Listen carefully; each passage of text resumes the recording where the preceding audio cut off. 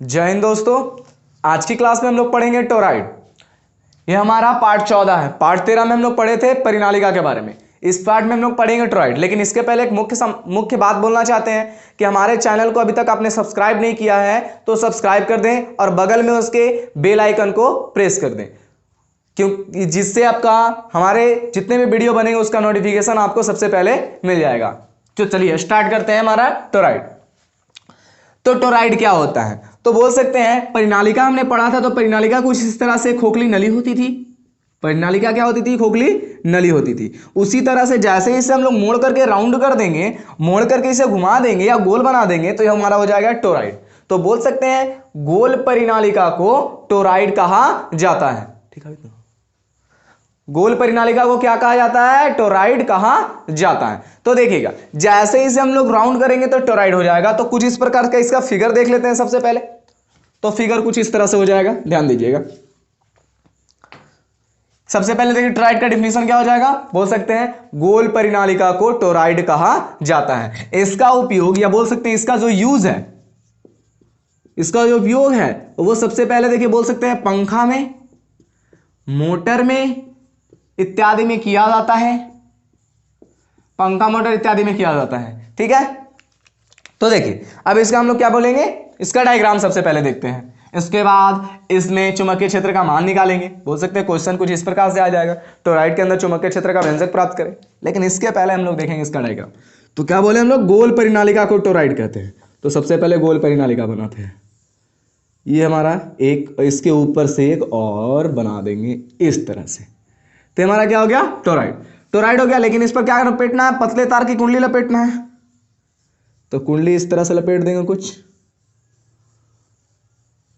थोड़ी कठिनाई होगी लेकिन प्रैक्टिस करिए, ठीक रहेगा। ये सब तो क्या है, जलेबी वाला काम है, घुमाते घुमाते बन जाएगा। चलिए इससे भी धारा प्रवाहित करेंगे। देखिए इससे भी हम लोग इसे सर्किट के सहायता से हम लोग जोड़ सकते हैं। ठीक है, ये हमारा पॉजिटिव टर्मिनल, ये हमारा नेगेटिव टर्मिनल। ये भी क्या है? टोराइड। ठीक है, टोराइड क्या हो गया? गोल परिनालिका को टोराइड कहा जाता है। ठीक है, इसके बीच की जो त्रिज्या है वो कितना मान लेंगे हम लोग? आर मान लेंगे। अब ध्यान दीजिएगा, हमने जब परिनालिका पढ़ा था तो उसमें लंबाई थी तो एल माने थे।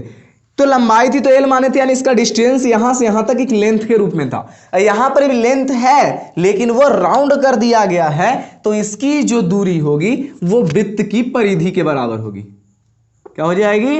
वृत्त की परिधि के बराबर हो जाएगी। क्या हो जाएगी? वृत्त की परिधि। कहने का मतलब क्या? 2 पाई आर। ये हमारा वृत्त की परिधि के बराबर हो जाएगा। किसका मान? यानी इसकी जो दूरी होगी वो वृत्त की परिधि के बराबर हो जाएगी। यानी क्या, सिर्फ चेंज ये होगा कि एल के जगह पर हम लोग को 2 पाई आर लेके चलना पड़ेगा।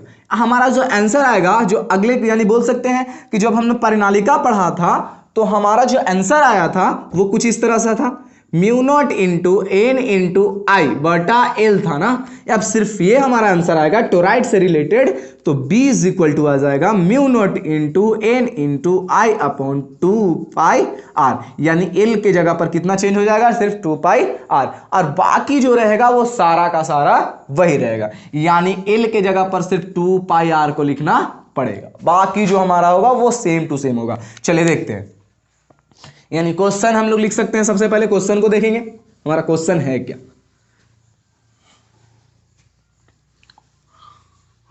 देखिए क्वेश्चन देखिएगा, टोराइड के अंदर चुंबकीय क्षेत्र का व्यंजक निकालें। व्यंजक निकाले। तो टोराइड के अंदर निकालना है। तो ध्यान दीजिएगा, जैसा क्वेश्चन पूछेगा उसी तरह से काम करेंगे। तो सबसे पहले इसका स्ट्रक्चर देखते हैं। तो बोल सकते हैं माना कि टोराइड की त्रिज्या कितना है? आर है। इसके एकांक फेरों की संख्या एन है। कुल फेरों पर आई धारा प्रवाहित हो रही है, या कुल फेरों की संख्या कैपिटल एन।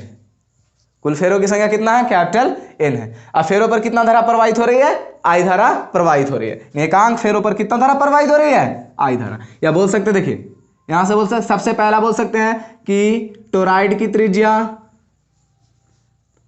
टोराइड की त्रिज्या r है, ठीक है। इसके एकांक फेरों पर, एकांक फेरों की संख्या सबसे पहले लिखते हैं, फेरों की संख्या स्मॉल n है। इसके एकांक फेरों से,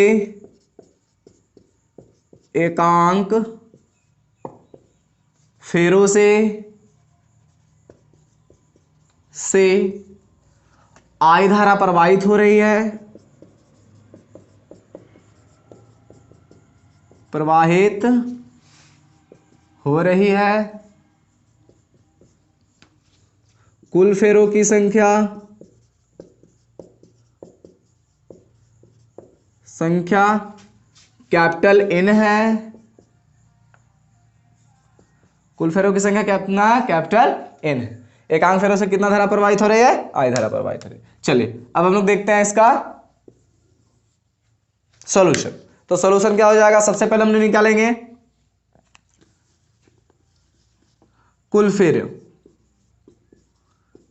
कुल फेरों की संख्या। तो कुल फेरों की संख्या क्या हो जाएगा? सबसे पहले देखिएगा, एकांक फेरों की संख्या कितना है? एकांक फेरों की संख्या कितना है? तो एकांक फेरों की संख्या हम लोग n माने हैं। उसकी लंबाई कितनी मान लिए हैं? l। तो l किसके बराबर माना गया है? यहां पर जो l होगा वो किसके बराबर हो जाएगा? 2 पाई r के बराबर हो जाएगा। यानी कुछ इस तरह से हो जाएगा, n इंटू एल नहीं जाके क्या लिख देंगे? 2 पाई r। एकांक फेरों पर एकांक फेरा है, अब प्रत्येक एकांक फेरा और कुल लंबाई पर कितना फेरा हो जाएगा? तो कुल लंबाई पर एकांक फेरा जब इसको निकालेंगे तो क्या हो जाएगा? n into 2 pi r। तो यहाँ जो हमारा कुल फेरों की संख्या हो जाएगा वो कुछ इस प्रकार से हो जाएगा, ठीक है। क्या बोल सकते हैं? जैसे हम लोग मानते हैं कि कुल लंबाई 2 है, हर लंबाई पर 1 एम्पियर की धारा प्रवाहित हो रही है, तो 2 गुना 1 बोल सकते हैं ना टोटल, या बोल सकते हैं हर लंबाई पर, यानी एक एक लंबाई की संख्या पूरे से कुल लंबाई 2 है और एकांक लंबाई पर 1 एम्पियर की धारा प्रवाहित हो रही है। एकांक लंबाई पर कहने का मतलब हर संख्या पर 1 एम्पियर की धारा प्रवाहित हो रही है, तो हम लोग यहां से लिख सकते हैं ना कुल धारा का मान। तो कुल धारा का मान कितना हो जाएगा? 2 इंटू 1। उसी तरह से हम लोग निकाल दिए हैं। जैसे कुल फेरों की संख्या हमको पता नहीं थी, तो कुल फेरों की संख्या पता नहीं थी, लेकिन एकांक फेरों की तो संख्या पता थी। लेकिन वो एकांक फेरों की संख्या पता थी, लेकिन कितने लंबाई पर एकांक फेरा था? तो ये 2 पाई r लंबाई पर एकांक फेरा था। यानी बोल सकते हैं कुल फेरों की संख्या n इंटू 2 पाई r। चलिए यहां से कुल फेरा निकल गया। अब कुल धारा देखेंगे, कुल धारा का मान। तो कुल धारा का मान देखेंगे तो कुल धारा का मान क्या हो जाएगा हमारा? तो कुल धारा का मान हो जाएगा n, ये हमारा कुल फेरों पर जितना धारा प्रवाहित होगा, n into 2 pi r into क्या हो जाएगा? i। n into 2 pi r into i।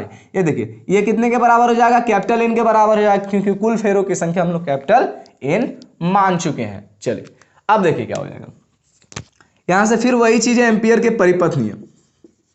Ampere का परिपथ नियम से, तो जैसे एम्पियर का परिपथ नियम हम लोग स्टार्ट करेंगे तो कुछ इस प्रकार से आ जाएगा।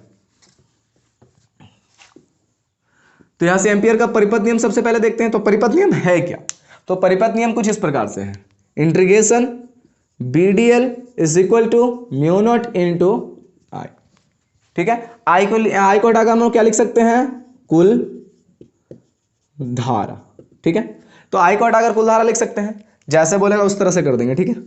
बी को बाहर करेंगे, is equal to sorry integration DL, ये लंबाई है, 0 से कहां तक इस बार जाएगा? 2 पाई r तक जाएगा, is equal to mu naught. कुल धारा का मान कितना है? देखिए कुल धारा तो n into 2 pi r into में क्या है? I।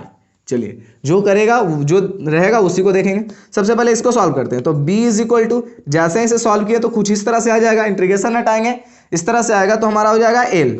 इंटीग्रेशन dx बराबर x होता है ना, तो 0 से कहां जाएगा? 2 पाई r तक जाएगा। 0 is equal to mu not into n into 2 pi r into I. चलिए सॉल्व करते हैं। तो अपर लिमिट से लोअर लिमिट को हम लोग क्या करेंगे? सब्ट्रैक्ट करेंगे। तो b इज इक्वल टू हो जाएगा, सॉरी b 2 पाई r, अपर लिमिट से लोअर लिमिट को जैसे ही हम लोग घटाएंगे तो क्या कुछ फर्क पड़ने वाला है? कोई फर्क नहीं हो जाएगा, तो 2πr हो जाएगा, सिर्फ 2πr is equal to mu not into N into 2πr into I. चलिए जो कटेगा उसको काटेंगे, 2πr इधर भी 2πr, तो 2πr से 2πr हमारा कैंसिल हो गया, यानी जो हमारा आया वो फॉर्मूला कुछ इस प्रकार से है। यानी हमने यहां पर माना था क्या? सिर्फ ये माना था ना, L is equal to 2πr। चलिए इसको यहां पर नोट कर लीजिएगा। चलिए तो हमने क्या माना, यानी इसका जो अब क्या हो जाएगा, b इज इक्वल टू आ गया हमारा mu not into N into I. चलिए ये फार्मूला आ गया हमारा, लेकिन हमें क्या चाहिए? और एक फार्मूले। तो एक फार्मूला देखेंगे, चूंकि हम लोग जानते हैं एन, चलिए यहां से देख लेते हैं, सबसे पहले यहां से देखते हैं। N is equal to N into 2πr, तो एन का वैल्यू निकालेंगे तो क्या हो जाएगा, एन अपॉन कितना हो जाएगा, 2πr हो जाएगा ना। तो यानी एन को हटा के क्या लिख सकते हैं, तो b इज इक्वल टू आ गया हमारा म्यू नॉट, एन का वैल्यू कितना हो जाएगा, एन अपॉन 2πr, आई इंटू क्या हो जाएगा, आई। ये हमारा फॉर्मूला आ गया।